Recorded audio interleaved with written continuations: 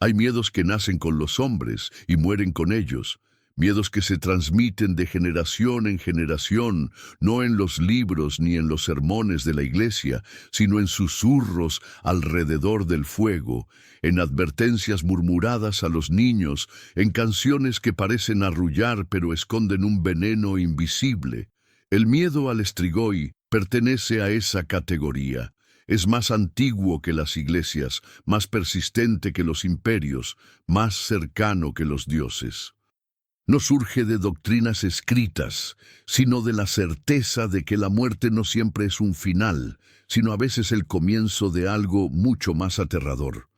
En las aldeas de Rumanía, entre montañas cubiertas de niebla y bosques tan espesos que parecen tragarse la luz, la gente aprendió a convivir con una sospecha silenciosa, que los muertos no siempre descansan, que algunos regresan hambrientos, deformados, arrastrando consigo una sombra capaz de infectar a familias enteras, al ganado, a la tierra misma.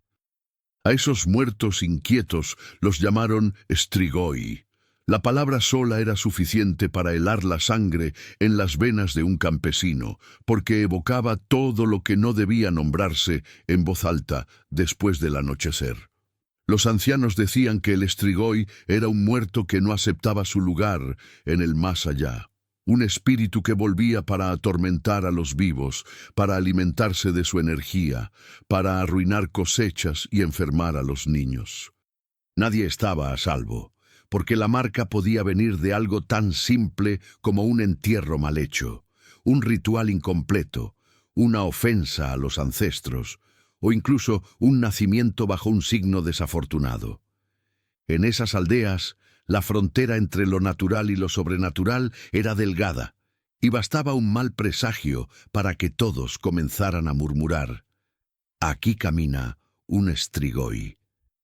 El miedo no era abstracto, era cotidiano, tangible. Una vaca muerta sin explicación. Una familia entera cayendo enferma de repente. Una sombra que pasaba por la ventana y dejaba tras de sí un olor a tierra húmeda y sangre seca. Para los aldeanos, todo eso tenía un nombre. No era casualidad, no era azar, no era enfermedad. Era el regreso de un muerto que no encontraba descanso.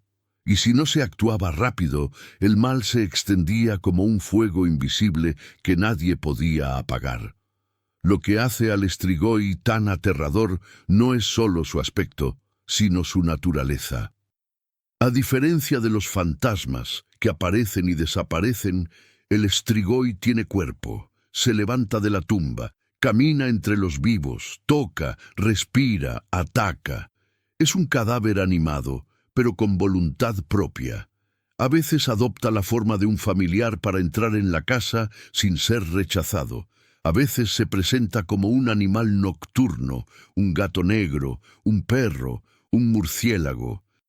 Y otras veces se muestra tal como es, un cuerpo en descomposición, con la piel cerosa, los ojos brillando de un rojo enfermizo, los labios manchados de sangre. La simple idea de verlo bastaba para que un pueblo entero cayera en histeria. Los relatos más antiguos describen cómo los aldeanos pasaban noches enteras velando las tumbas de aquellos que sospechaban malditos. Si veían que la tierra se removía sola, si escuchaban sonidos desde dentro, no esperaban. Abrían la sepultura. Y lo que encontraban les helaba el alma. Cuerpos que deberían estar rígidos y fríos, aún flexibles, con sangre fresca en la boca. Cadáveres con el vientre hinchado, como si hubiesen comido, y uñas largas, como garras, que habían rasgado el ataúd desde dentro. No había duda, aquello era un strigoi. El miedo era tan profundo que se convirtió en costumbre. Algunos enterraban a sus muertos boca abajo, para que si intentaban levantarse, cavaran hacia la tierra en vez de hacia la superficie. Otros atravesaban el cuerpo con una estaca de madera, o lo amarraban con cadenas, o le ponían una guadaña sobre el pecho para que se cortara si trataba de moverse. Y si todo eso fallaba, había un remedio final: exhumar el cadáver cortarle la cabeza, quemarlo y esparcir sus cenizas por los cuatro vientos.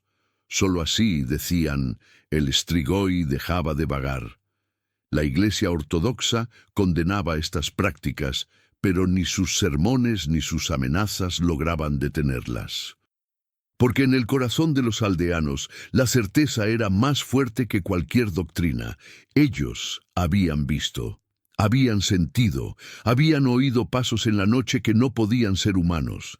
Habían visto vacas desplomarse sin motivo, mujeres jóvenes palidecer hasta morir, niños que dejaban de respirar tras un susurro en la oscuridad. Y cada vez el nombre se repetía como un eco: Strigoi. Este miedo no necesitaba pruebas científicas. Se alimentaba de la experiencia colectiva, de la memoria transmitida de abuelos a nietos, y así, generación tras generación, el mito del Strigoi sobrevivió, fortalecido por cada invierno, por cada sombra, por cada muerte inexplicable. No importaba que llegaran nuevos imperios, nuevas religiones, nuevos ejércitos.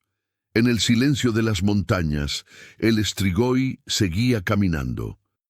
Porque en el fondo, el miedo al Strigoi es el miedo más profundo del ser humano, el de que la muerte no sea un descanso, sino un regreso, el de que los que amamos puedan volver transformados en algo irreconocible, en algo que devora en vez de proteger, en algo que arruina en vez de bendecir. Es el miedo a mirar una tumba y preguntarse: ¿de verdad está allí abajo? ¿O ya está de pie, observándonos desde la oscuridad? Y esa pregunta, susurrada en las noches de tormenta, es lo que hace del Strigoi una figura eterna, porque mientras exista el miedo a la muerte, existirá también el miedo a lo que podría volver de ella. En lo alto de los Cárpatos, donde las montañas parecen cuchillas clavadas en el cielo y los inviernos se arrastran como eternidades, se encuentran aldeas que parecen detenidas en el tiempo. Casas de madera ennegrecida por el humo, techos cubiertos de nieve durante meses, caminos que desaparecen bajo la niebla. Allí, la vida es dura, marcada por la tierra, el ganado y la lucha constante contra el frío y el hambre. Pero más duro aún es convivir con la sospecha de que la muerte no termina en la tumba, porque en esos pueblos cada funeral no era solo una despedida, sino también un miedo. ¿Descansará en paz el difunto? ¿O volverá como Strigoi? Los relatos recogidos en esos lugares describen un ambiente cargado de superstición. En las noches sin luna, las chimeneas apenas lograban calentar el interior de las casas. El viento gemía entre los árboles como si fueran voces de lamento. Los perros ladraban hacia la nada, y el ganado se agitaba sin motivo, como si presintiera la cercanía de algo invisible. Las familias se reunían alrededor del fuego, apretadas unas contra otras, rezando en silencio mientras los ancianos contaban historias de tiempos en que los muertos regresaban a caminar por las mismas calles del pueblo. No eran cuentos para asustar niños, eran advertencias. Cada familia conocía al menos un caso, un primo enterrado que fue visto caminando entre los establos, una viuda que aseguraba haber sentido a su marido muerto entrar en la cama y respirar junto a ella, un niño que enfermó misteriosamente tras soñar con un pariente fallecido. Nadie lo dudaba, esas eran señales de un Strigoi, y cuando esas señales aparecían, el miedo se extendía como un veneno por toda la aldea. El Strigoi no atacaba siempre con violencia. A veces lo hacía lentamente, como un desgaste invisible. Una familia empezaba a enfermar, la madre perdía fuerzas, los niños se volvían pálidos, el padre se consumía sin explicación. El ganado moría, las cosechas se pudrían antes de madurar, el agua del pozo adquiría un sabor metálico. Entonces el pueblo entero sabía que alguien que debía estar bajo tierra había regresado. ¿Pero quién? Esa pregunta recorría cada conversación en susurros. La tensión crecía hasta volverse insoportable. De noche, los hombres armados con antorchas y cruces recorrían el cementerio. Abrían tumbas recientes, buscaban signos extraños. Si encontraban tierra removida, uñas afiladas o un cadáver demasiado fresco, la decisión era rápida. Aquel muerto no estaba en paz. Las mujeres lloraban, los niños se escondían, pero los hombres sabían que había que actuar antes de que la plaga se extendiera. En esas aldeas, vivir significaba vigilar. Cada nacimiento era observado con sospecha.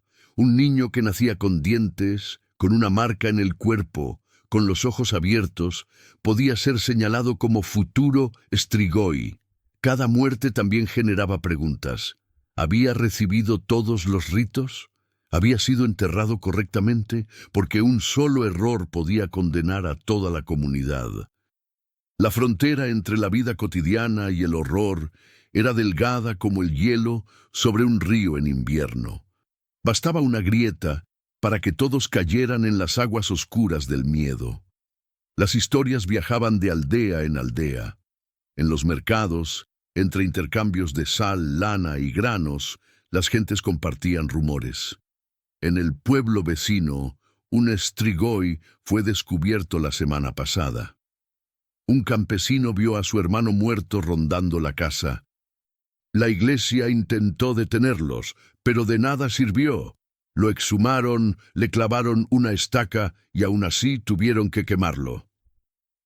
Cada nuevo rumor alimentaba la certeza de que en cualquier momento también ellos serían visitados por la desgracia. El invierno, con su oscuridad interminable, era la estación más peligrosa. La nieve cubría los caminos, aislando a los pueblos del resto del mundo. Si alguien enfermaba o moría, no había médicos ni sacerdotes que pudieran llegar a tiempo. Todo quedaba en manos de los aldeanos, y cuando la fiebre se extendía o los animales caían sin vida, las miradas se dirigían siempre hacia el cementerio, hacia esas tumbas que quizá no guardaban descanso verdadero. El miedo al Strigoi no era una leyenda lejana, era parte de la vida diaria en esas montañas. Era la certeza de que bajo la tierra podía estar gestándose un regreso. Y cada noche, cuando el viento azotaba las ventanas y la leña se consumía demasiado rápido, cada familia se preguntaba en silencio: ¿será esta la noche en que un muerto golpee a nuestra puerta? Los relatos antiguos describen al Strigoi con un detalle tan espeluznante que parecía imposible no creer en él. No era un fantasma difuso ni una sombra incorpórea. Era un cuerpo, un cadáver animado que conservaba una parte de su carne y su fuerza. Y precisamente por eso resultaba más aterrador. El campesino podía temer a los espíritus, pero sabía que un espectro no podía empujar una puerta, arrancar la garganta de un animal o dejar huellas en la nieve. El Strigoi, sí. Su rostro era la primera señal del horror. Piel cerosa, con un brillo enfermizo, como la cera derretida de una vela. A veces aparecía hinchado, como si la carne se hubiera inflado con fluidos putrefactos. Otras veces, en cambio, delgado hasta el extremo, con la piel pegada a los huesos, como si hubiera estado devorándose a sí mismo desde dentro. Sus ojos brillaban con un resplandor rojizo, un fulgor antinatural que parecía arder desde el fondo de la órbita. En la oscuridad, esos ojos eran lo último que alguien veía antes de caer enfermo, antes de perder el aliento. La boca era otro signo inconfundible. Los labios manchados de sangre, los dientes más largos y afilados que en vida, a veces con restos de carne entre ellos. Muchos testigos aseguraban que al exhumar un cuerpo sospechoso, lo encontraban con sangre fresca en la comisura de los labios, como si hubiese estado alimentándose dentro de la tumba. El hedor que emanaba era insoportable. Una mezcla de tierra húmeda, cadáver en descomposición y hierro oxidado, como el olor de la sangre seca. El cuerpo del Strigoi estaba marcado por lo imposible. El corazón aún latía débilmente cuando se clavaba la estaca, expulsando chorros de sangre negra. El vientre aparecía hinchado, como si hubiera tragado más de lo que un cuerpo muerto podía contener. Los dedos, alargados y con uñas duras como garras, mostraban tierra bajo ellas, prueba de que había arañado el ataúd para salir. Algunos campesinos juraban que, al abrir la tumba, encontraban el cuerpo girado boca abajo, señal de que había intentado excavar hacia arriba y volver al mundo de los vivos. Pero lo más inquietante era su presencia. Los aldeanos decían que antes de ver al Strigoi se sentía una corriente helada que atravesaba la piel, un silencio súbito en el que ni insectos ni pájaros se atrevían a moverse. Los perros aullaban, el ganado se agitaba, los niños despertaban gritando en la madrugada. Y entonces, al mirar por la ventana, alguien podía distinguir la figura.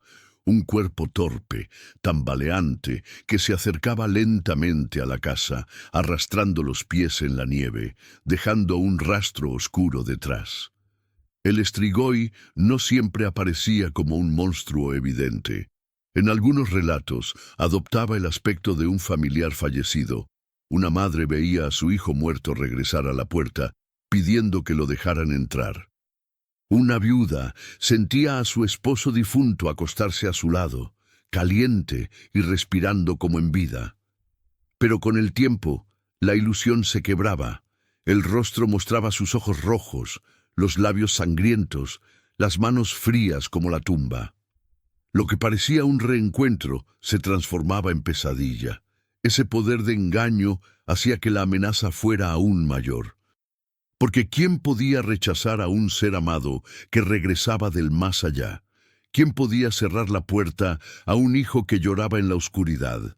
El Strigoi sabía usar ese vínculo, sabía cómo entrar en la casa antes de rebelarse, y cuando lo hacía, ya era demasiado tarde. La descripción física del Strigoi no solo servía para infundir terror, era también la prueba que justificaba los rituales de exhumación. Cuando los aldeanos encontraban un cadáver incorrupto, fresco, con sangre en la boca y uñas alargadas, no había duda, aquel no descansaba. Había salido de la tumba y debía ser detenido. Porque un Strigoi vivo entre los muertos era la condena de todo un pueblo. Así, el rostro del Strigoi se convirtió en el espejo del miedo colectivo, un recordatorio de que la muerte podía no ser el final, sino una máscara que oculta algo mucho peor. Y cada vez que alguien enfermaba sin explicación, cada vez que el ganado moría misteriosamente, los aldeanos se preguntaban lo mismo. ¿De qué tumba ha salido esta vez? Las señales de la maldición eran tan claras para los aldeanos que resultaba imposible ignorarlas. No hacían falta sacerdotes ni doctores, bastaba con observar la vida cotidiana para saber que un Strigoi rondaba cerca. La primera señal solía ser el deterioro de una familia entera. La madre se levantaba con el rostro pálido, como si toda la sangre hubiese abandonado sus venas durante la noche. Los niños, que antes corrían y reían, se volvían silenciosos, sin fuerzas, con los ojos hundidos y una tos seca que ningún remedio podía aliviar. El padre, que trabajaba la tierra con vigor, regresaba al hogar abatido, incapaz de sostener la herramienta en sus manos. Todo ocurría de forma lenta pero implacable, como una enfermedad que no se contagiaba de persona a persona, sino que parecía respirar en el aire mismo de la casa. Después venían los animales. El ganado, orgullo y sustento de la aldea, comenzaba a mostrar síntomas extraños. Vacas que se negaban a dar leche, caballos que relinchaban y se agitaban hasta caer rendidos, gallinas muertas sin una sola herida aparente. Los campesinos sabían que los animales veían lo que los ojos humanos no podían percibir. Si un perro aullaba sin razón, mirando fijo hacia una esquina vacía, era porque allí estaba de pie el Strigoi, invisible para los demás. El ganado muerto no era simple pérdida, era la confirmación de que la plaga había llegado. La tierra también hablaba. Cosechas que crecían enfermas, granos que se pudrían dentro del saco, frutas que se secaban antes de madurar. En los huertos, la hierba marchita formaba manchas negras que, según los ancianos, eran las huellas invisibles de los pasos del Strigoi.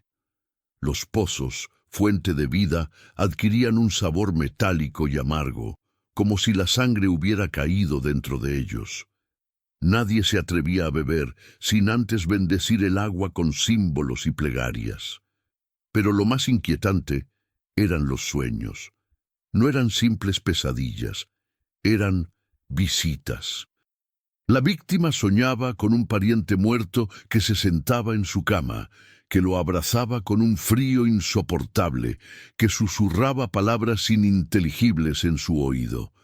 Al despertar, el cuerpo estaba débil, la piel helada, y a veces aparecían marcas rojas en el cuello o en el pecho. El pueblo entero lo sabía, aquello no era un sueño, era un encuentro real con el Strigoi. El espíritu hambriento había venido a alimentarse de la vida de los vivos. Una sola de estas señales bastaba para sembrar la sospecha. Varias juntas eran prueba indiscutible. Entonces comenzaba la búsqueda. Las familias se reunían en secreto, discutiendo en voz baja. ¿Quién de los muertos recientes podía haber regresado? ¿Un anciano resentido? ¿Una mujer marginada en vida? ¿Un niño nacido bajo un mal signo? La acusación recaía sobre aquel cuyo entierro había sido apresurado, sobre aquel que había muerto en circunstancias extrañas, o sobre aquel que en vida había sido temido o envidiado. El miedo se convertía en certeza, y la certeza exigía acción.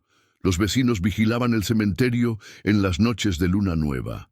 Si la tierra de una tumba aparecía removida, si se escuchaban crujidos o gemidos bajo el suelo, la decisión era inmediata.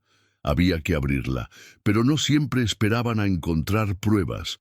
A veces bastaba el rumor, la sospecha, para que un grupo de hombres armados con palas, estacas y antorchas irrumpiera en el camposanto. Las mujeres rezaban, los niños lloraban, y el aire se cargaba de una tensión insoportable, porque todos sabían que si no actuaban, la maldición crecería hasta consumir la aldea entera. La llegada de estas señales no era un simple fenómeno aislado, era un recordatorio constante de que el Strigoi no pertenecía al pasado, sino al presente. No era una leyenda contada en las noches de invierno, era una amenaza viva que podía golpear en cualquier momento. Y lo más aterrador era que nadie podía predecir cuándo ni dónde. Hoy podía ser la vaca del vecino, mañana la salud de tus hijos, pasado mañana tu propio reflejo en el espejo. Así vivían las aldeas de los Cárpatos, entre montañas y sombras, rodeadas de un miedo que no necesitaba pruebas. Porque cuando la enfermedad llegaba, cuando los animales morían, cuando los sueños se llenaban de muertos, todos repetían lo mismo: el Strigoi ha despertado. Cuando las señales se volvían insoportables y el pueblo ya no tenía dudas, llegaba la hora de actuar. Nadie quería hacerlo, porque enfrentarse a un Strigoi era también enfrentarse al tabú de abrir una tumba y profanar un cuerpo. Pero la alternativa era peor: dejar que la maldición se extendiera hasta devorar a todos. Entonces, en las noches más oscuras, cuando el cielo estaba cubierto de nubes y la luna no ofrecía protección, los hombres se reunían con antorchas, palas y estacas de madera. El cementerio, que de día parecía tranquilo, se convertía en un campo de batalla invisible. Las exhumaciones eran rituales de terror colectivo. Primero elegían la tumba sospechosa, aquella de donde provenían los rumores o donde la tierra parecía removida. comenzaban a cavar con manos temblorosas, escuchando cómo cada golpe de pala retumbaba como un tambor en la noche. El sudor les corría por la frente, no por el esfuerzo, sino por el miedo. Porque sabían que bajo esa tierra no iban a encontrar un cuerpo en paz, sino algo que esperaba, algo que quizá los observaba desde la oscuridad. Cuando el ataúd aparecía, el silencio era absoluto. Se abría la tapa lentamente, y entonces llegaba el espanto. Muchas veces el cuerpo no se encontraba como debía, no estaba rígido ni reseco, sino flexible, con la piel aún fresca, con sangre en los labios. Algunos cadáveres estaban hinchados, como si hubiesen bebido hasta saciarse. Otros tenían las uñas alargadas, la barba y el cabello crecidos, como si el tiempo no hubiera pasado. Los aldeanos lo interpretaban como la prueba definitiva. Ese muerto no estaba muerto. Era un strigoi. El primer remedio era la estaca de madera. Tallada de roble o fresno, debía clavarse directo en el corazón. No bastaba con golpear una vez. Había que atravesar con fuerza, mientras todos los presentes recitaban oraciones y maldiciones a la vez. Los testigos aseguraban que al clavar la estaca, el cuerpo se agitaba, como si aún tuviera vida, y un chorro de sangre negra salía disparado, cubriendo a los que estaban cerca. El corazón latía por última vez, no como órgano, sino como eco de un espíritu atrapado. Si la estaca no bastaba, venía la decapitación. Con hachas o espadas, los hombres cortaban la cabeza del cadáver y la colocaban entre las piernas o la arrojaban lejos del cuerpo. Algunos enterraban la cabeza separada, otros la quemaban para evitar que el muerto encontrara el camino de regreso, porque decían que un strigoi podía levantarse incluso con una estaca en el pecho, pero jamás sin cabeza. La quema era el remedio final, el más radical. El cuerpo se sacaba del ataúd y se arrojaba a una hoguera en medio del cementerio. El olor era insoportable, carne podrida ardiendo, humo espeso que se pegaba en la ropa y en la piel. Los aldeanos, sin embargo, no se apartaban. Miraban cómo las llamas consumían el cuerpo hasta convertirlo en cenizas, porque sabían que sólo entonces podrían volver a dormir. Después, recogían las cenizas y las esparcían en un río o en los 4 puntos cardinales, como símbolo de que el espíritu no tendría dónde regresar. Pero los rituales no se limitaban a los muertos. Había defensas para los vivos también. Las casas eran rodeadas de ajos, colgados en puertas y ventanas, porque el olor penetrante repelía a los strigoi. En las cunas de los recién nacidos se ponían agujas o tijeras abiertas para cortar el aire si un espíritu intentaba acercarse. Se colocaba sal en los umbrales, ya que ninguna criatura maldita podía cruzar donde hubiera pureza. Algunos incluso pintaban cruces con alquitrán en las puertas y establos, como marcas protectoras contra lo invisible. Los rituales eran brutales, sangrientos, desesperados, pero también eran actos de fe. Porque cada estaca clavada, cada hoguera encendida, era un mensaje al pueblo: no estamos indefensos. Era la única manera de luchar contra el miedo que los devoraba en silencio. Y aunque la Iglesia condenaba esas prácticas como paganas, los campesinos sabían que los sermones no bastaban, que las oraciones sin acción eran inútiles contra un muerto que caminaba. El recuerdo de esos rituales sobrevivió durante siglos.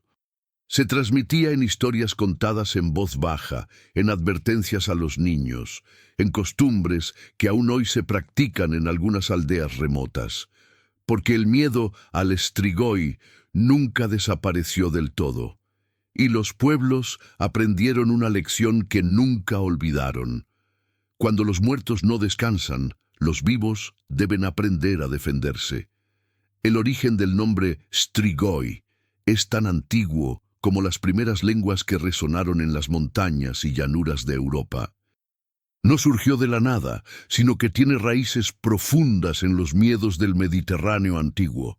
Los romanos hablaban de las strix, criaturas nocturnas descritas como aves de mal agüero, que volaban en la oscuridad alimentándose de sangre y carne de niños. Con el tiempo, esas aves demoníacas se convirtieron en símbolos del mal que ronda en la noche, y su eco se extendió hacia el este a través de las conquistas, los intercambios y las supersticiones. En las lenguas romances, la palabra fue mutando. En Italia, strega se convirtió en sinónimo de bruja. En Rumanía, en cambio, tomó un camino distinto. Strigoi llegó a designar no ya a un ave ni a una bruja, sino al muerto que regresa. La transición no fue casual. En el folclore popular, las brujas y los muertos caminaban por la misma frontera, ambos seres de la noche, ambos transgresores del orden divino. Así, el término cargó con el peso de siglos de miedo condensado en un solo nombre. Pero más allá de la palabra, el concepto se alimentó de otras culturas. En la Grecia antigua existían los lamias, seres femeninos que devoraban a los niños en la noche. En las leyendas eslavas se hablaba de los upir, espíritus que salían de las tumbas para beber la sangre de los vivos. En el norte, los nórdicos conocían a los draugr, guerreros muertos que volvían a la vida en sus tumbas, conservando su fuerza y su furia. Todas esas figuras tenían algo en común, el miedo a que la muerte no fuera una frontera definitiva. El strigoi rumano absorbió todos esos ecos y los transformó en algo propio. Era al mismo tiempo un eco de las aves de mal agüero latinas, un reflejo de los vampiros eslavos y una sombra de los muertos guerreros nórdicos. Pero en Rumanía adquirió un carácter único. No era un noble ni un monstruo lejano, sino un campesino, un vecino, un familiar. Ese detalle hacía que el terror fuera más cercano, más íntimo, porque no se trataba de criaturas extrañas en tierras lejanas, se trataba de tus propios muertos, de tu propia sangre que podía regresar a devorarte. Los estudiosos modernos han rastreado este cruce de mitologías. Algunos sostienen que la palabra strigoi es una evolución directa del latín vulgar, mezclado con raíces locales dacias y eslavas. Otros creen que es un término híbrido, nacido en la frontera de culturas que convivieron durante siglos. Lo cierto es que en cada sílaba de ese nombre resuena un eco ancestral. Strigoi, el que grita en la noche, el que revolotea como un ave oscura, el que se alza de la tumba.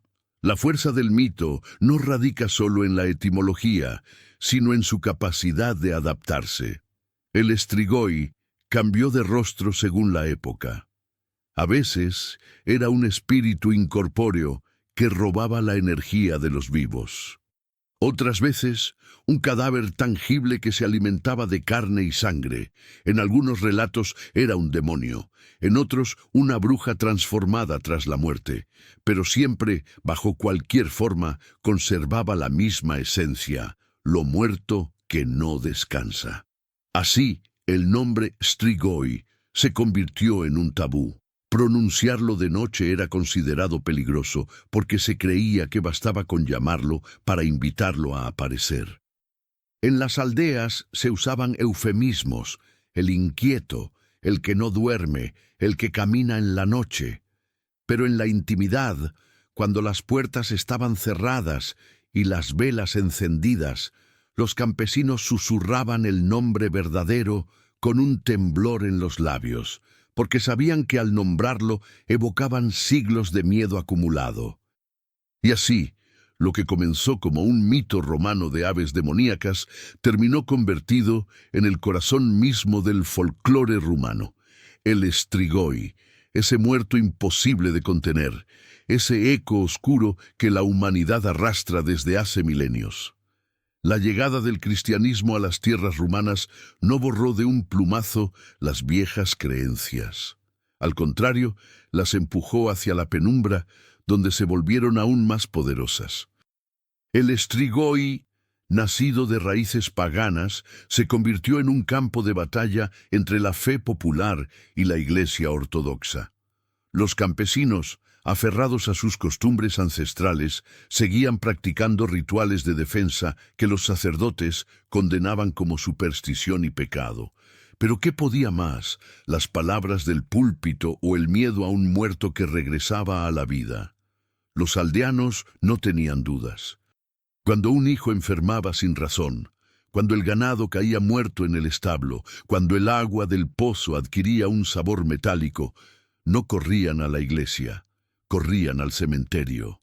No esperaban a que el sacerdote rezara misas. Abrían la tumba, clavaban la estaca, quemaban el cadáver, y luego quizá pedían perdón. La fe en los santos podía consolar, pero solo los rituales de los antepasados ofrecían una solución inmediata contra la amenaza. La Iglesia ortodoxa reaccionaba con furia. Desde los púlpitos, los sacerdotes denunciaban a los aldeanos, los acusaban de herejía, de mantener pactos con el demonio al practicar esos ritos.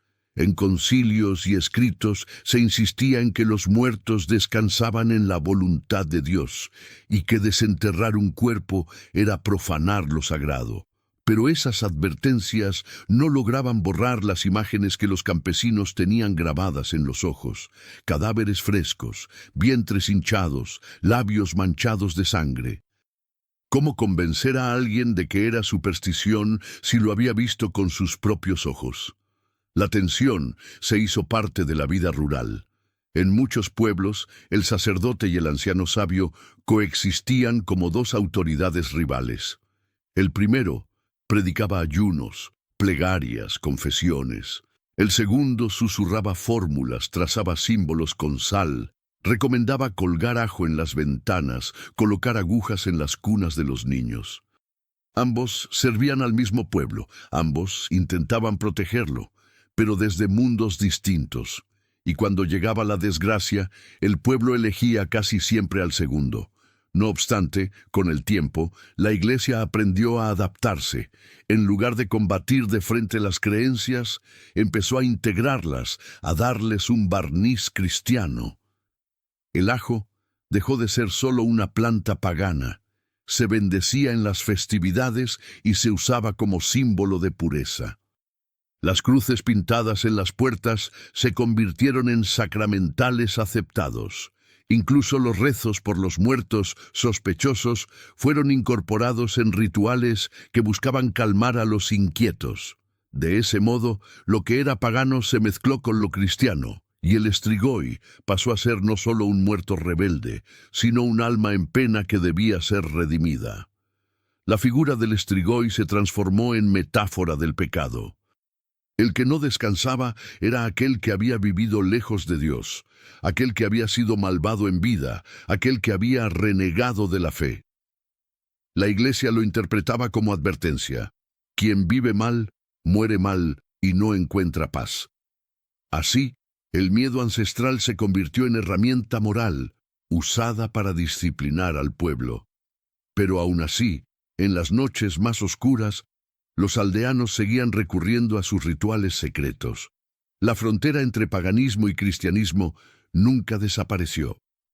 En las aldeas de Transilvania y los Cárpatos, los cementerios seguían siendo vigilados, los pozos bendecidos, las casas protegidas con sal y ajo. La misa del domingo convivía con los susurros nocturnos de los ancianos. Y en medio de esa dualidad, el Strigoi sobrevivió. Ni la cruz ni la estaca lograron desterrarlo del todo, porque el miedo a los muertos inquietos era más profundo que cualquier dogma. Era una herencia inscrita en los huesos, transmitida mucho antes de que el cristianismo llegara, y que aún hoy late bajo cada ritual disfrazado de fe. A partir del siglo XVII, el miedo al Strigoi dejó de ser un secreto rural en los Cárpatos para convertirse en una histeria que recorrió toda Europa. Lo que antes eran rumores de aldeas aisladas, de campesinos cavando tumbas en la oscuridad, pasó a llenar los archivos de ciudades, los informes de médicos y hasta los despachos de emperadores. Los Strigoi ya no eran solo el terror de los montañeses, se habían transformado en un problema que cruzaba fronteras. Los casos más célebres ocurrieron en los Balcanes, una región atravesada por guerras, supersticiones y una mezcla de culturas donde los rumores encontraban terreno fértil. En 1725, en un pequeño pueblo serbio, un hombre llamado Petar Blagojević murió repentinamente. Hasta allí, nada extraño. Pero pocos días después, 9 personas más de la aldea enfermaron y murieron tras afirmar que habían visto a Blagojević visitarles en sueños, oprimiendo sus pechos y chupándoles la sangre. Los aldeanos, aterrados, exhumaron el cuerpo y lo encontraron incorrupto, con sangre fresca en la boca. El cadáver fue atravesado con una estaca y, según los testigos, un grito ahogado salió de su garganta como si aún viviera. La noticia se expandió rápidamente, llegando hasta Viena, donde se redactaron informes oficiales.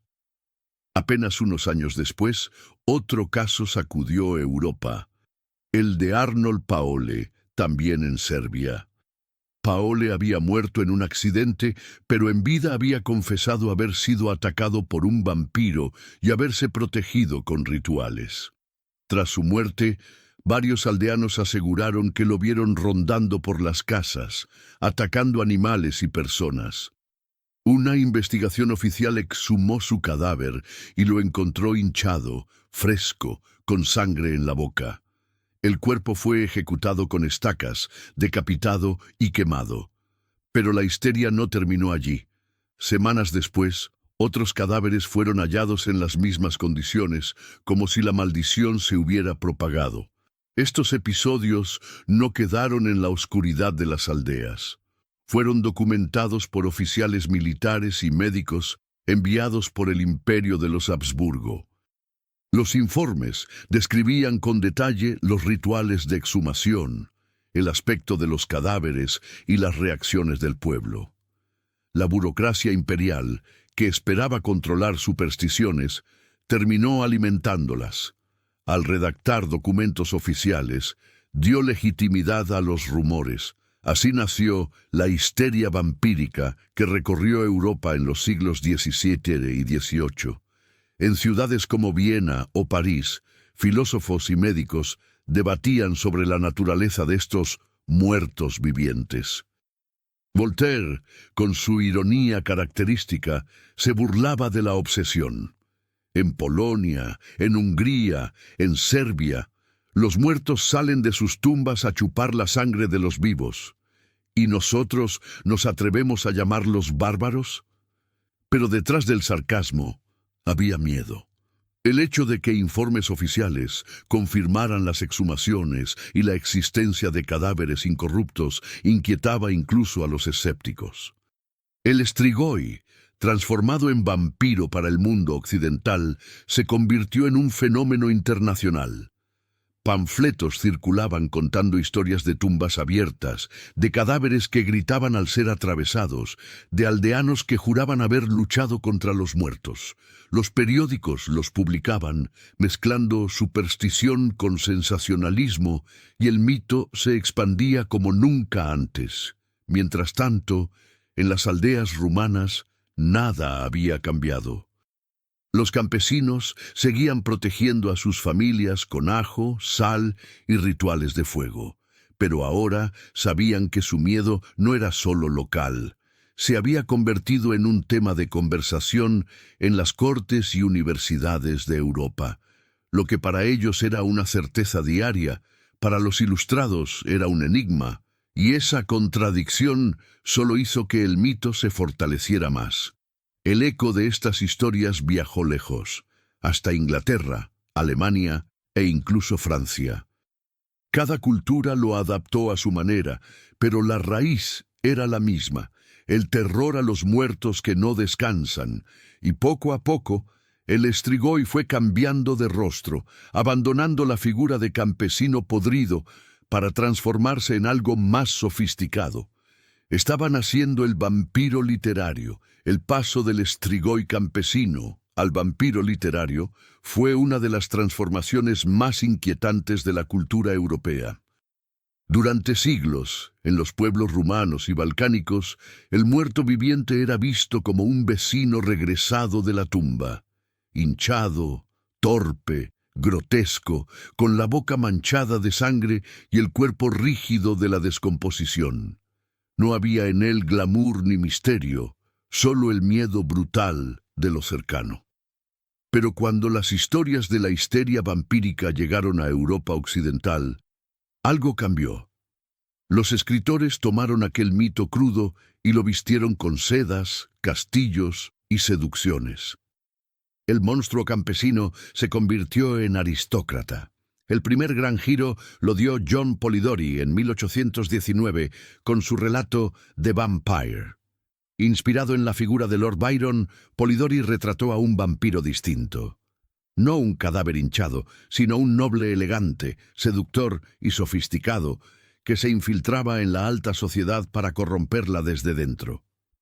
Era la primera vez que el vampiro se asociaba a la aristocracia, al lujo y al magnetismo oscuro. El eco del Strigoi estaba allí, pero deformado en algo mucho más atractivo para el público occidental. El monstruo ya no solo aterrorizaba, también fascinaba.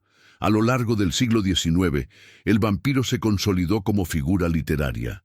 Sheridan Le Fanu, en 1872, escribió Carmilla, donde el vampiro se volvía aún más seductor, cargado de erotismo y ambigüedad, especialmente al abordar el deseo femenino reprimido. En esas páginas, la criatura ya no era solo amenaza física, sino símbolo de pasiones prohibidas.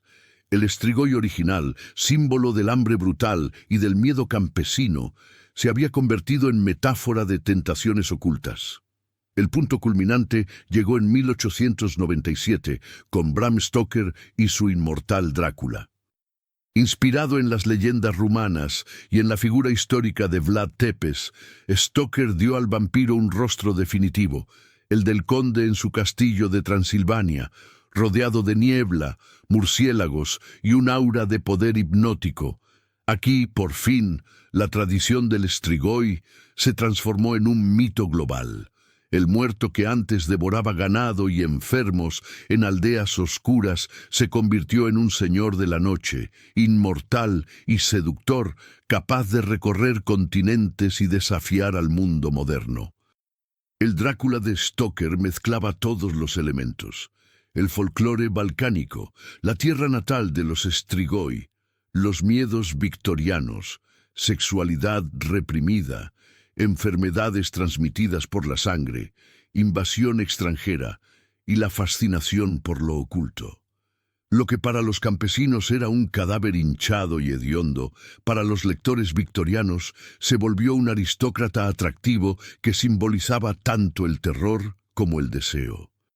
Pero bajo las ropas elegantes del conde seguía latiendo la esencia del Strigoi, el ataúd lleno de tierra natal, la necesidad de beber sangre, el poder de enfermar y arruinar a las familias, el vínculo entre muerte y deseo. Todo eso provenía de las leyendas de los Cárpatos. El monstruo literario era, en el fondo, el mismo cadáver inquieto que los aldeanos habían quemado en hogueras y atravesado con estacas durante siglos. El éxito de Drácula fue tan grande que el vampiro dejó de ser un miedo local y se convirtió en un mito universal. Ya no era solo un problema de los pueblos rumanos, sino una figura reconocida en todo el mundo. Y aunque el nombre Strigoi quedó en segundo plano, oculto bajo la sombra del conde, quienes conocen el origen saben que detrás de cada versión elegante del vampiro aún se esconde el hedor de la tumba campesina.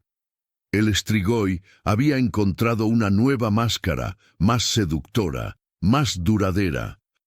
Pero su esencia no cambió.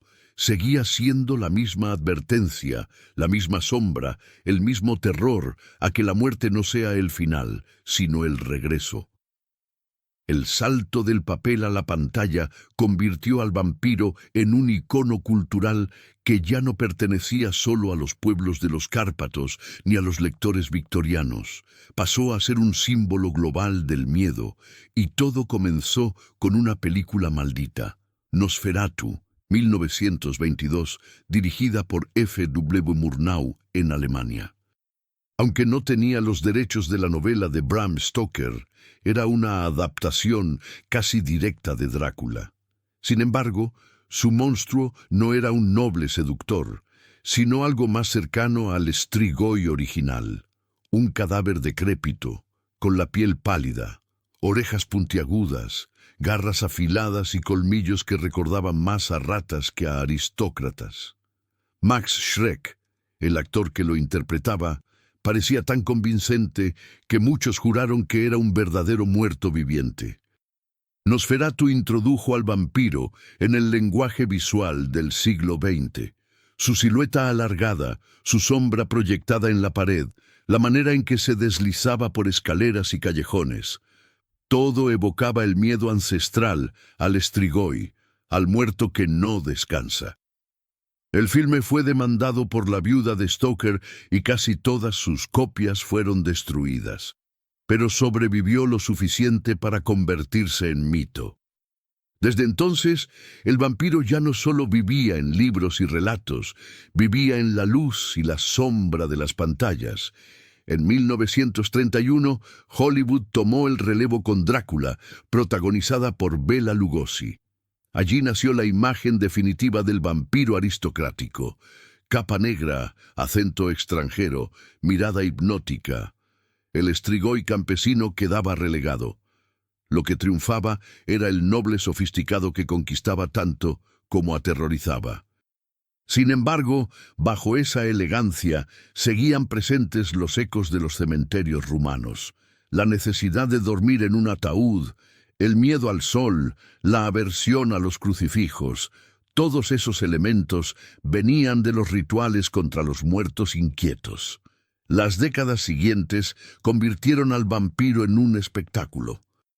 La productora Hammer, en los años 50 y 60, llenó la pantalla de sangre brillante y de un Drácula interpretado por Christopher Lee, que unía la ferocidad brutal con un magnetismo irresistible. Ya no era solo monstruo, era símbolo de deseo, de tentación, de lo prohibido. El cine explotó esa ambigüedad, mostrando al vampiro como figura erótica y mortal al mismo tiempo, y así el mito se fue multiplicando. Entrevista con el vampiro, 1994, lo llevó a un terreno filosófico y romántico, explorando la condena de la inmortalidad. Blade, 1998, y Underworld, 2003, lo transformaron en guerrero de acción. Crepúsculo, 2008, lo convirtió en ídolo juvenil, domesticado y brillante bajo el sol. Cada generación tuvo su vampiro, pero en el fondo todos eran herederos de la misma figura, el Strigoi, el muerto que no descansa, adaptado al lenguaje de cada época. Incluso cuando parecía domesticado, el vampiro nunca perdió su filo. Películas como 30 días de noche, 2007, lo devolvieron a su brutalidad original. Seres deformes, salvajes, más cercanos a los relatos campesinos de Rumanía que al conde refinado de los salones victorianos. Allí, otra vez, el eco del Strigoi resonaba fuerte. No glamour, no seducción, solo hambre, sangre y muerte. El cine y la televisión hicieron del vampiro una criatura global. Ya no era un rumor en aldeas aisladas, era un icono reproducido en todo el planeta. Pero lo más perturbador es que cuanto más cambiaba de rostro, más se mantenía la esencia. El miedo a que los muertos vuelvan. Cada sombra proyectada en una pared, cada ataúd que se abre, cada mirada roja que brilla en la oscuridad, recuerda el mismo origen. El Strigoi sigue allí, disfrazado de Drácula, de Nosferatu, de vampiro adolescente o de monstruo salvaje. Su máscara cambia, pero su hambre nunca. En el siglo XX y XXI, el Strigoi, ya transformado en vampiro en el imaginario global, adquirió nuevos significados. Dejó de ser únicamente un monstruo folclórico para convertirse en metáfora. Filósofos, psicólogos y críticos culturales encontraron en él un espejo de los miedos y obsesiones modernas.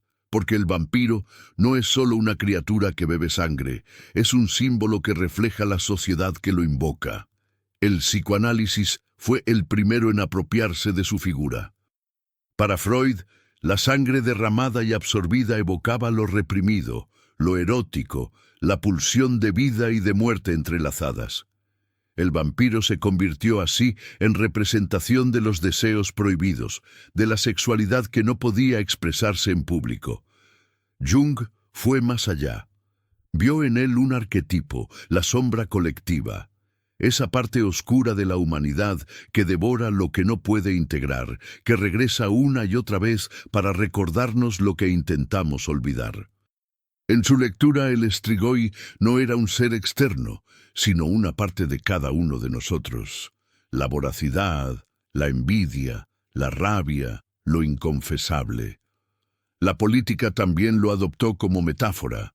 En el siglo XIX, Karl Marx describió al capitalismo como un vampiro que chupa la sangre de los trabajadores, condenándolos a una existencia vacía. Esa imagen persiste hasta hoy. El vampiro como símbolo del poder económico que consume sin saciarse jamás. En otros contextos se le asocia al colonialismo, el imperio que extrae recursos de las tierras conquistadas como si fueran venas abiertas. En ambos casos, el Strigoi deja de ser una criatura literal y se convierte en un lenguaje para hablar de explotación y desigualdad. La literatura contemporánea lo usó para hablar de identidad y exclusión. El vampiro, siempre ajeno, siempre extraño, representaba al inmigrante, al extranjero temido por su diferencia. Pero también era símbolo de las minorías perseguidas, de aquellos que la sociedad prefería ocultar. Así, lo que en los Cárpatos era un campesino que no descansaba, en el mundo moderno se transformó en una figura que permitía explorar todo tipo de marginalidades. Incluso la ciencia encontró en el mito un reflejo. Enfermedades como la rabia, la tuberculosis o la porfiria fueron vinculadas históricamente al vampirismo, porque sus síntomas recordaban al Strigoi.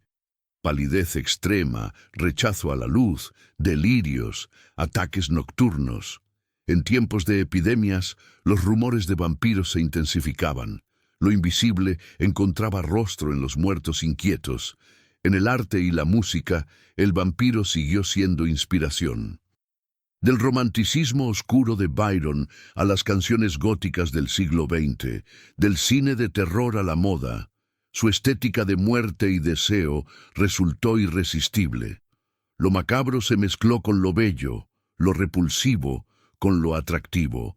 Esa ambigüedad, que ya estaba presente en las aldeas rumanas cuando el Strigoi aparecía con el rostro de un ser querido, se volvió parte esencial del mito. Lo que más tememos es también lo que más nos atrae.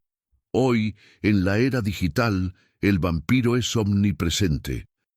Aparece en novelas juveniles, en videojuegos, en series que lo reinventan una y otra vez. Puede ser monstruo salvaje o amante inmortal, héroe trágico o villano despiadado. Pero bajo todas esas máscaras permanece la misma idea: lo muerto que no muere, lo enterrado que regresa, lo reprimido que exige ser visto. El Strigoi sigue allí, escondido en el corazón de cada nueva versión, recordándonos que lo que más nos aterra no es la muerte, sino lo que podría venir después. El mito ha mutado, pero su núcleo no cambia. Siempre habla del hambre insaciable, de lo que nunca se sacia, aunque beba toda la sangre del mundo. Y en esa imagen se esconde un reflejo de nosotros mismos, de nuestras sociedades que nunca tienen suficiente, de nuestros deseos que devoran y se devoran. El Strigoi ya no vive solo en las aldeas de Rumanía. Vive en las ciudades modernas, en las metáforas políticas, en las sombras de nuestra propia mente. Aún hoy, en los pueblos más remotos de Rumanía, el Strigoi no es solo una leyenda para turistas, es una presencia viva. En aldeas escondidas entre montañas y bosques, todavía se cuentan historias de tumbas abiertas en secreto, de cadáveres encontrados frescos cuando ya deberían ser polvo, de familias que enfermaron tras soñar con un pariente muerto. Aunque las autoridades modernas lo nieguen y los científicos lo expliquen como superstición, en la intimidad de las cocinas iluminadas por velas, las viejas siguen susurrando advertencias. No dejes que los niños jueguen en el cementerio. No pronuncies el nombre de los muertos en la noche. No mires por la ventana si escuchas pasos después de medianoche. Algunos rituales persisten, disfrazados de tradición. El ajo aún se coloca en las puertas durante ciertas festividades. El agua bendita se rocía en los establos para proteger al ganado. En las cunas de los recién nacidos todavía se dejan objetos metálicos, tijeras o agujas, como antiguas defensas contra visitas invisibles. Nadie lo reconoce abiertamente como lucha contra el Strigoi, pero todos saben que ese es su verdadero propósito. El miedo se ha convertido en costumbre y la costumbre en herencia. En paralelo, el mundo moderno ha hecho del Strigoi un negocio. Miles de turistas visitan Rumanía cada año, atraídos por el mito de Drácula. Recorren castillos que nunca pertenecieron a Vlad Tepes, compran recuerdos con murciélagos y capas negras, se fotografían en ataúdes decorativos.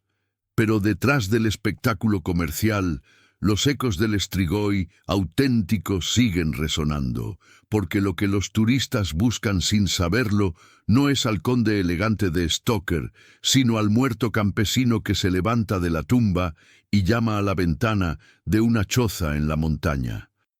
Los antropólogos que investigan en estas regiones confirman que, aunque los aldeanos ríen frente a los visitantes, en sus propios hogares mantienen la cautela.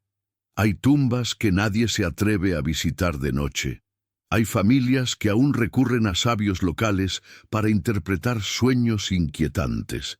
Hay entierros en los que, en secreto, se colocan piedras pesadas sobre el pecho del difunto, por si acaso. Y cada vez que ocurre una desgracia inexplicable, una sequía, una peste en el ganado, una muerte súbita, los murmullos regresan. Un Strigoi ha despertado. En las ciudades, los jóvenes consumen al vampiro como entretenimiento, películas, series, videojuegos. Lo ven como un monstruo glamuroso o como un héroe trágico. Pero en las aldeas, en la oscuridad de las montañas, el Strigoi conserva su rostro original, el del miedo ancestral, el del vecino que vuelve de la tumba, el del muerto que no se resigna. Allí, el mito sigue vivo no porque sea rentable, sino porque responde a una verdad profunda. La muerte nunca deja de ser un misterio, y los vivos nunca dejan de temer lo que se esconde detrás de ella. El eco eterno del Strigoi es precisamente ese. No importa cuántas veces lo transformemos en literatura, cine o mercancía, sigue siendo la sombra más cercana. Un recordatorio de que la frontera entre vida y muerte es frágil y de que los muertos, los nuestros, los que amamos, los que odiamos, podrían regresar en cualquier momento. Quizá esa sea la razón de su inmortalidad como mito. Porque el Strigoi no habla solo de la muerte, habla del miedo a que la muerte no sea final, de la sospecha de que bajo cada tumba pueda latir todavía un corazón oscuro, y mientras exista esa duda, mientras el viento nocturno haga crujir las ventanas, mientras las sombras se muevan en los cementerios, el Strigoi seguirá caminando, eterno, imposible de enterrar. Hay miedos que nacen con los hombres y mueren con ellos. Miedos que se transmiten de generación en generación, no en los libros ni en los sermones de la iglesia, sino en susurros alrededor del fuego, en advertencias murmuradas a los niños, en canciones que parecen arrullar, pero esconden un veneno invisible. El miedo al Strigoi pertenece a esa categoría. Es más antiguo que las iglesias, más persistente que los imperios, más cercano que los dioses.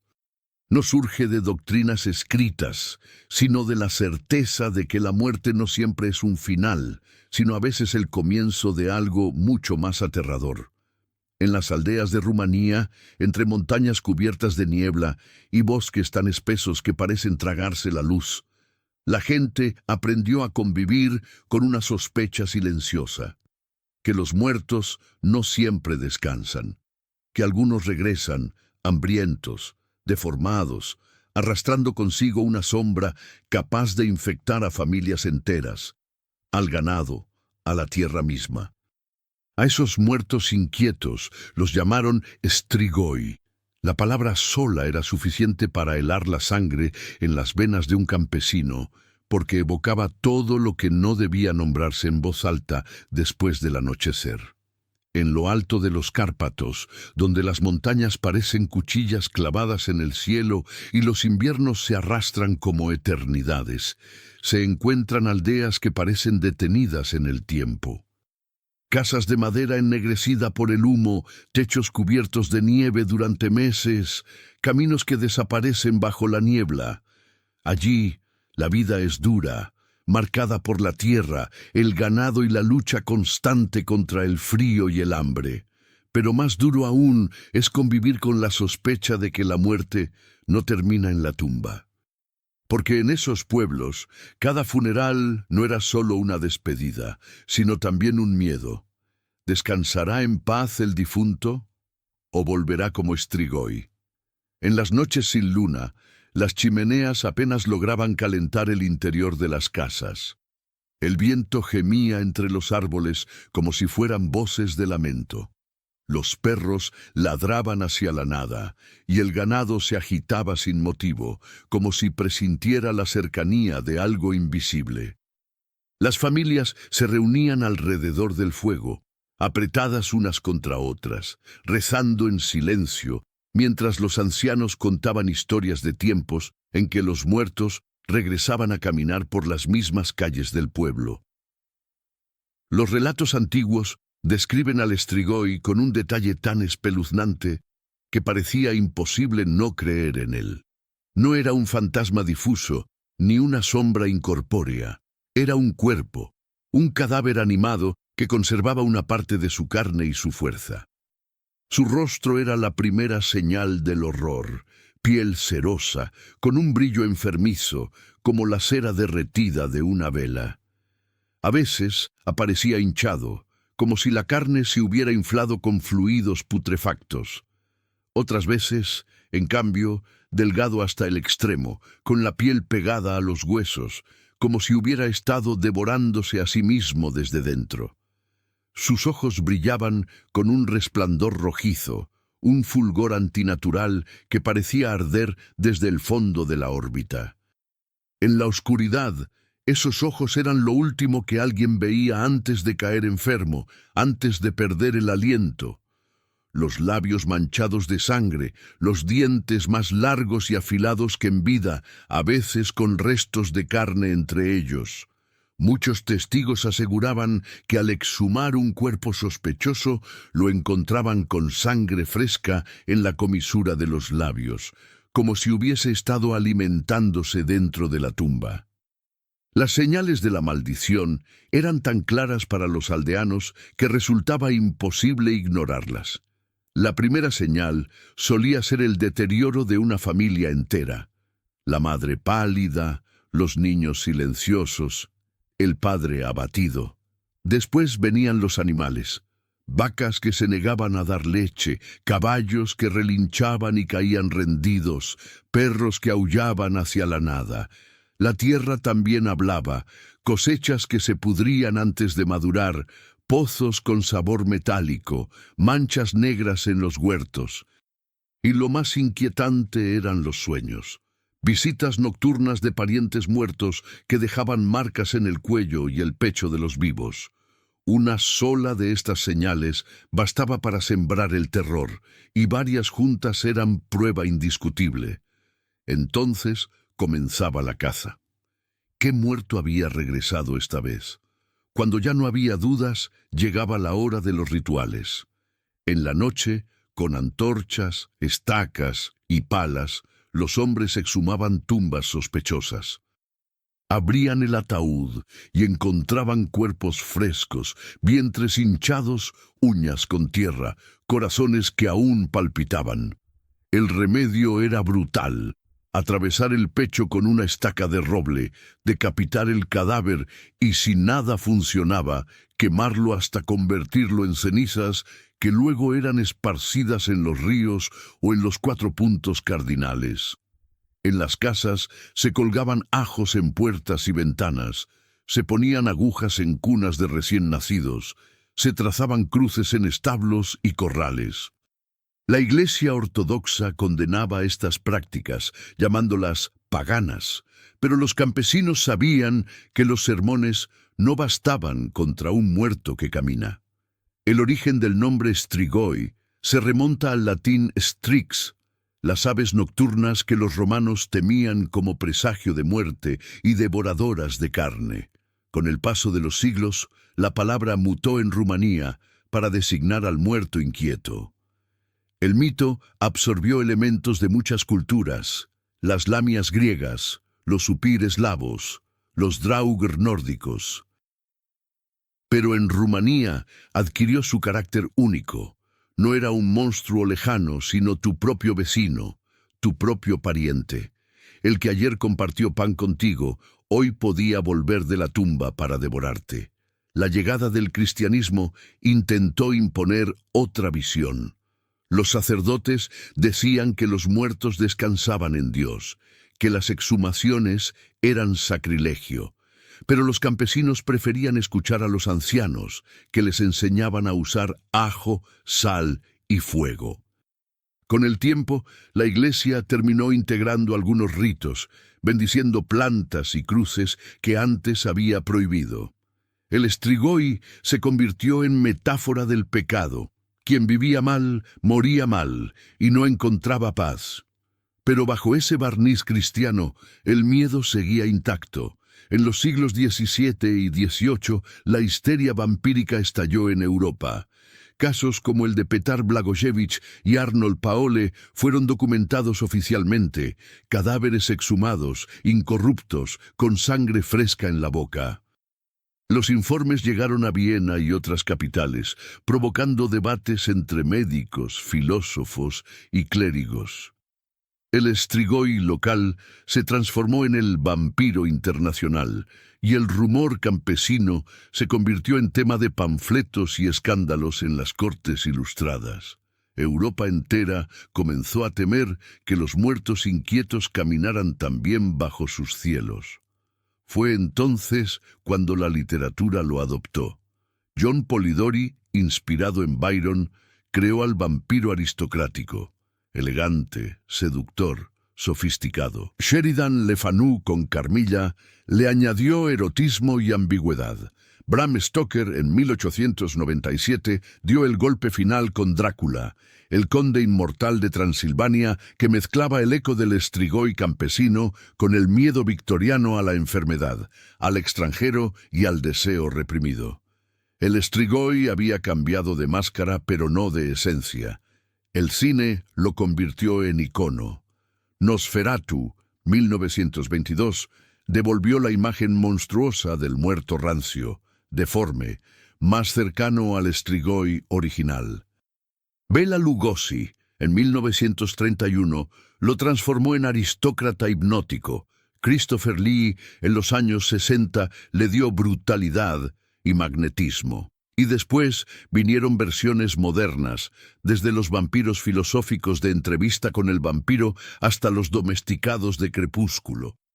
Cada generación tuvo su vampiro, pero en todas resonaba el mismo origen: el muerto que no descansa.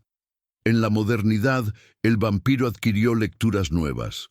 Freud lo vio como metáfora de pulsiones eróticas y de muerte. Jung lo entendió como la sombra colectiva, el monstruo interior que regresa. Marx lo usó como imagen del capitalismo que chupa la sangre de los trabajadores. Otros lo convirtieron en símbolo de colonialismo, de exclusión, de deseo reprimido. El Strigoi se volvió metáfora de explotación, de identidad marginal, de enfermedades invisibles, un espejo de los miedos sociales en cada época. Y sin embargo, en los pueblos de Rumanía, el mito nunca desapareció. Hoy, mientras turistas recorren castillos en busca del Drácula de Stoker, las aldeas aún practican en secreto viejas costumbres. Ajos en las puertas, agujas en las cunas, piedras sobre el pecho de los difuntos. Nadie lo admite en voz alta, pero todos saben que el Strigoi sigue presente, porque lo que más aterra no es la muerte misma, sino la posibilidad de que los muertos vuelvan. El eco eterno del Strigoi es precisamente ese.